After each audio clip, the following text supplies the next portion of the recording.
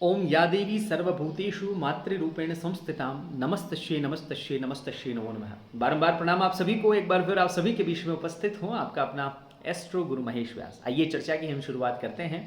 आज का हमारा जो टॉपिक है वह है श्राद्ध पक्ष।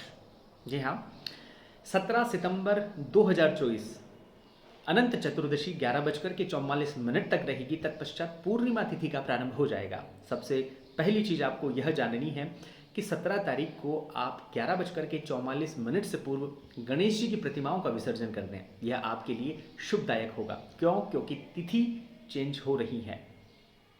चलिए चर्चा को हम आगे बढ़ाते हैं। पूर्णिमा तिथि का श्राद्ध कब करना चाहिए? पूर्णिमा तिथि का श्राद्ध 17 तारीख को होगा।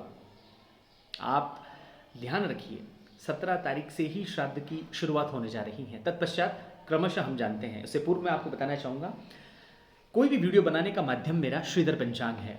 जो जानकारी इस पंचांग में मिलती है उस अनुरूप मैं वीडियो यूट्यूब में अपलोड करता हूँ। तो आप निश्चिंत रहें, जैसी जानकारी मुझे इस पंचांग के माध्यम से मिली है आप तक पहुँचाने की पूरी कोशिश मैं करता हूँ। तो आपने आज जाना कि अनंत चतुर्दशी आपको 11:44 तक अनंत चतुर्दशी रहनी है। तत्पश्चात पूर्णिमा तिथि का श्राद्ध जो है आपको 17 तारीख के दिन करना है। उसके पश्चात प्रतिपदा, द्वितीया, तृतीया, चतुर्थी तथा पंचांग के अनुसार पंचमी तिथियां यह क्रमशः चलेगी। यानी कि 18 तारीख से लेकर के 22 तारीख तक कंटिन्यूस प्रतिपदा, द्वितीया, तृतीया, चतुर्थी, पंचमी इन सभी के श्राद्ध रहने हैं। तारीख मैं आपको बता देता हूँ। 17 तारीख आपने पूर्णिमा का श्राद्ध किया, उसके पश्चात आपको 18 तारीख को प्रतिपदा का श्राद्ध करना है, 19 तारीख को द्वितीया का करना है तथा 20 तारीख को तृतीया तिथि का श्राद्ध आपको करना है। 20 तारीख को तृतीया हो गई, 21 तारीख को चतुर्थी तथा 22 तारीख को पंचमी का श्राद्ध आपको करना है। 22 तक आप कंटिन्यूस आएंगे, लेकिन करना क्या है कि 23 तारीख के दिन षष्ठी और सप्तमी का श्राद्ध एक दिन आ रहा है। विशेष ध्यान रखने योग्य बात है। 23 तारीख को षष्ठी और सप्तमी तिथि का श्राद्ध एक साथ होगा। आगे की ओर बढ़ते हैं। 24 तारीख को अष्टमी तिथि का श्राद्ध होगा और 25 तारीख के दिन नवमी तिथि। यहाँ नोट करने की एक चीज़ है, आप नोट कर लीजिए। नवमी तिथि को विशेष तरीके से उन विवाहित स्त्रियों के निमित्त धूप दी जाती है जिनकी मृत्यु तिथि ज्ञात ना हो। वापस सुनिए, ऐसी विवाहित स्त्रियां जिनकी मृत्यु तिथि आपको ज्ञात ना हो, उनकी धूप का कार्यक्रम, उनके निमित्त दान और पुण्य का कार्यक्रम आपको 25 तारीख को करना है। यानी कि नवमी तिथि जिस दिन आए तो उस दिन ऐसी महिलाएं जिनकी मृत्यु तिथि ज्ञात ना हो, जिनका विवाह हो चुका हो, नवमी तिथि का श्राद्ध उनके लिए सबश्रेष्ठ है। आगे की ओर बढ़ते हैं। 26 तारीख को आपको दशमी का श्राद्ध करना है तथा 27 तारीख को आपको एकादशी का श्राद्ध करना है तथा 28 तारीख को कोई भी श्राद्ध नहीं है। नोट कर लीजिए, बहुत ही महत्वपूर्ण जानकारी आपके बीच में मैं साझा कर रहा हूं। 28 तारीख को कोई भी श्राद्ध नहीं है तथा 29 तारीख को द्वादशी का श्राद्ध होगा। और विशेष तरीके से जो सन्यासी हैं, हमारे कुल परिवार में ऐसे गुरु हुए हों जो सन्यास मार्ग की ओर निकल पड़े हों, उनका पुण्य तर्पण का कार्यक्रम यदि आप द्वादशी तिथि को रखें तो यह सर्वश्रेष्ठ होगा।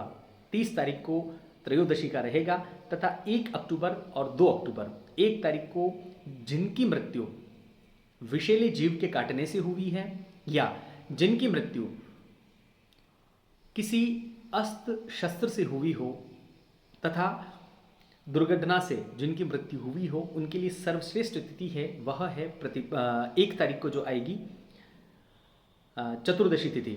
उस दिन आप इनका श्राद्ध कर सकते हैं, इनके निमित्त आप दान पुण्य कर सकते हैं, तर्पण का कार्यक्रम आप कर सकते हैं। अगला जो श्राद्ध रहेगा यानी कि 2 अक्टूबर को, जिसे हम सर्वपितृ श्राद्ध की संज्ञा देते हैं। जीवन में हमेशा एक चीज याद रखिए, आपके पूर्वजों की तिथि अगर आपको याद नहीं है तो अमावस्या सर्वश्रेष्ठ एक ऐसी तिथि है जहां सर्वपितरों का श्राद्ध हम वहां कर सकते हैं। होगा ऐसे पूर्वज हमारे परिवार में कई होंगे जिनकी मृत्यु तिथि हमें ज्ञात नहीं है, तो उनका श्राद्ध हमें अमावस्या तिथि के दिन करना चाहिए। अमावस्या तिथि के दिन जितना पुण्य आपके हाथों से हो सके उतना पुण्य आपको करना चाहिए। आपके पितरों के निमित्त दान तर्पण का कार्यक्रम आपको करना चाहिए। प्रतिपदा से लगा करके अमावस्या तिथि के मध्य में आप सभी श्राद्ध करें, लेकिन अमावस्या के दिन पुनः आप तर्पण का कार्यक्रम करें। निश्चित रूप से मान के चलिए वह आपके द्वारा किया गया जो कर्म है आपके पूर्वजों को जरूर मिलेगा। यह तो थी श्राद्ध की तिथियां। आइए इस श्राद्ध पक्ष में आप हम सभी को क्या करना चाहिए जानते हैं, चर्चा करते हैं। श्राद्ध पक्ष में कोई भी शुभ काम करने से हमको बचना चाहिए। ऐसे किंवदंती हैं, बहुत से विद्वानों का मत है कि श्राद्ध में पितृ आते हैं, हमें आशीर्वाद प्रदान करते हैं, हम तो श्राद्ध को बहुत अच्छा मानते हैं। ये एक लौकिक विषय हो जाता है, लेकिन शास्त्रों की अगर हम बात करें तो ऐसा ज्ञान में आता है और कई विद्वानों के मतानुसार ऐसा ज्ञान में आता है कि श्राद्ध पक्ष में कोई भी शुभ मांगलिक कार्य नहीं करना चाहिए। दूसरी बात, जितना हो सके श्राद्ध पक्ष में आपको पितरों के निमित्त, मृत आत्माओं के निमित्त आपको पुण्य करने चाहिए। चाहे तो आप गाय को चारा डाल सकते हैं, चाहे आप चींटियों को कूलर डाल सकते हैं, चाहे तो आप नियमित तरीके से आप गायत्री के जाप करें। ना हो सके आपके लिए संभव तो जितना हो सके आप गीता जी के अध्यायों का पाठ करें। यह भी आपके लिए संभव नहीं है तो श्रीमद् भागवत महापुराण के कुछ श्लोकों का पाठ आप कर सकते हैं। यह आपके पितरों को आनंद प्रदान कराएगा।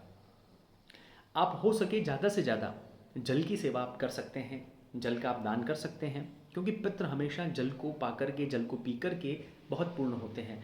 आप अपने पितरों के निमित्त जल का दान कीजिए। निश्चित तरीके से, आप निश्चित तौर तरीके से मान के चलिए कि पितरों की कृपा आप पर होगी। अन्य जानकारियों के लिए हमारे साथ बनिए रहिए। आज के लिए सादर जय श्री कृष्ण।